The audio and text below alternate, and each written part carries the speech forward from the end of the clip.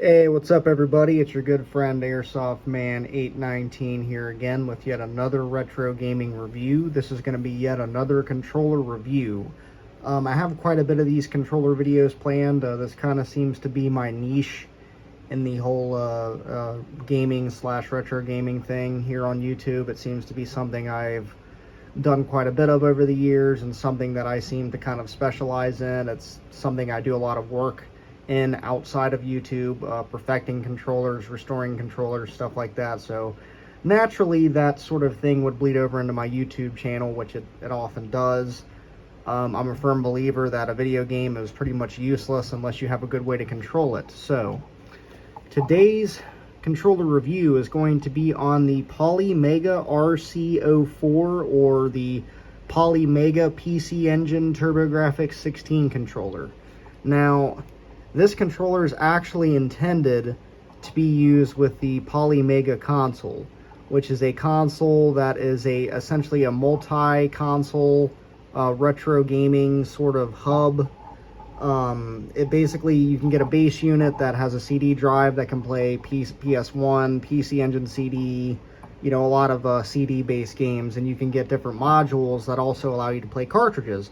Well, one of the modules that you can buy is for the PC Engine TurboGrafx 16, and it also accepts original controllers, but Polymega also designed specific controllers for each module, and that's what this is right here. So it's not just compatible with the Polymega though, it uses the same controller plug as the PC Engine, so naturally it's also backwards compatible with the PC Engine and the Turbo Duo and all of the Duo variants. Now this is not compatible with the American TurboGrafx 16 as it is a different plug. So this individual controller is only compatible with Japanese PC Engine style consoles unless you have a controller adapter, as it says down here. So it says compatible with official Polymega Turbo Element Module EM04 and original PC Engine Duo and TG16 systems. That's kind of not exactly true because you can use this on a TurboGrafx 16, but you have to have a PC Engine to TurboGrafx 16 controller adapter because this is a wired controller. So not a whole lot to see on the box, just gives you some basic information. It is a 6-button fighting style controller, which is really important for this, and honestly one of the big selling points for this controller. But as far as the box, there's nothing inside of it besides the controller, so I'm not going to sit here and talk about it for 15 minutes. And I also do not have a wire tie for this controller, so the wire is just going to be kind of flopping around a little bit. And if this does look like it's been used and worn, that's because it has.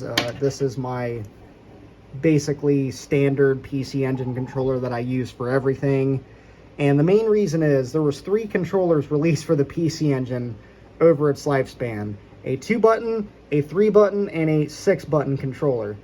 And to fully utilize the entire library of PC Engine games, you really need a 6-button controller, especially for Street Fighter. But there also are games where a 3-button setup also comes in handy. So this has all those bases covered. So you have 6 face buttons, all are numbered with Roman numerals. They have sort of the Sega Genesis layout, which is really nice. Makes it pretty easy to migrate from a Sega Genesis 6-button to this. You have run and select, which are standard buttons for the PC Engine. You have a 2 and 6 button selector switch. This is very important, especially for games that are completely non-compatible with the 6-button controller. If you have it in 6-button mode and try to play a 2-button game or a game that's designed for 3 buttons, it's not going to work properly. So you need to make sure you have this switch properly oriented according to the type of PC Engine game that you're playing. And most games are only going to be 2-button, but there are a good few games that are going to use 3 and 6-button configuration as well. You have a D-pad over here. Now this is the part I kind of like the least about this controller, and it's kind of the issue a lot of modern controllers have with D-pads. There's no central pivot point, so the whole D-pad wants to press in. Now if you have a light thumb and just lightly rock your thumb around it, it's not a big deal, but if you press really hard down on it and try to rock it, you can't, because the whole D-pad pushes down, because it has no central pivot point. there's no ball bearing or no central post in the middle of the D-pad to allow it to rock. So, but the, D-pad itself, minus that, the connections are nice and positive. You can feel it click. You know what direction you're going in. It's literally just the fact that you can't really rock it as easily as an original. So you have a menu button here. This is actually for the Poly Mega operating system. If you're using this on a PC Engine or Turbo Duo, you're not really going to have to worry about using this button. Now you do have turbo switches. Each individual are for the 1 and 2 buttons, because the majority of games that are going to utilize turbo are only going to be 2-button games. So that's why the 1 and 2 button are the only 2 buttons that have a turbo switch. And obviously you just select between turbo and non-turbo by flipping the switches either up or down. It says Poly Mega here. Really not much to see with the controller itself. It is nice and thick. It is a nice, size for a controller like this. It's one of the bigger, chunkier controllers I've used for the PC Engine. And for a 2-button controller, it really does fill your hands. And for example, I have an Xbox One controller to compare it to.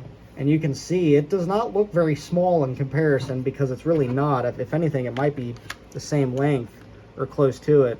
Yeah, it's almost as long as a Xbox One controller. So it's a chunky 6-button controller.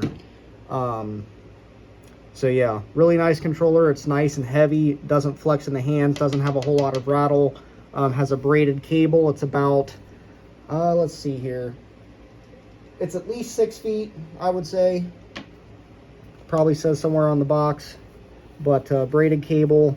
Uses the smaller PC Engine plug. The TurboGrafx-16 plug is a lot larger than this and has less pins, which is why it's incompatible without an adapter. It is compatible with an adapter, but you have to have it. So, really nice cable. And the plug is nice and compact. I noticed on official or original PC Engine controllers, this plug is freaking huge. So I like the fact it has a nice compact plug. This controller has really worked very well for me, especially the buttons. The buttons are just fabulous on this thing.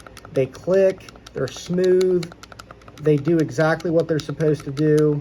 D-pad could use a little bit of improving. It's still a very positive D-pad, but it just does not have that center rocking motion that I really like to have with older consoles. So this has been my review of the Poly Mega 6-button controller for the PC Engine / TurboGrafx-16. Really hope you guys enjoyed, and stay tuned for more videos from the Airsoft Man 819 channel, and I will see you guys later.